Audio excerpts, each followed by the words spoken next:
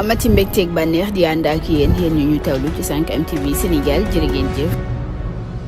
jaajëfal nañ leen suñu mbokk internet yu 5M TV Sénégal ci xibaar yi de ñu daal di wax rek lu ñeel nag vidéo yi nga xam ne rek kile di Sidi Ahmed Mbaye ma ngi ko doon wax rek di wax ni am na sax ab clé USB bu mu doon jaay nag kile di Abdou Nguer mu mel ni moomee Sidi Ahmed Mbaye sax nag daal di nay wax dëgg ji ndax ma ngay wax ni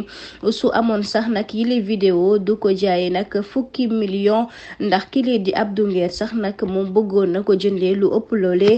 mu mel ni nag ginnaaw gi sax nag la ko Abdou Nguer rek daal di toppee moomee Sidi Ahmed Mbaye ginnaaw gi ba mu ko joxee ab clé USB bu amul dara ci noonee sax nag la ko nax ba nangu rek fukki millions yi lee ba tax na mu daal di koy rek porter plainte bu ñu sukkandikoo ci xaritu Adji Sarr bile nga xam ne rek dénk na yile kàddu suñu naataango yile di waa l'Observateur di wax ni nag mbir moomee amul nag benn vidéo rek bu ci am te clé boobee sax nag amul woon dara.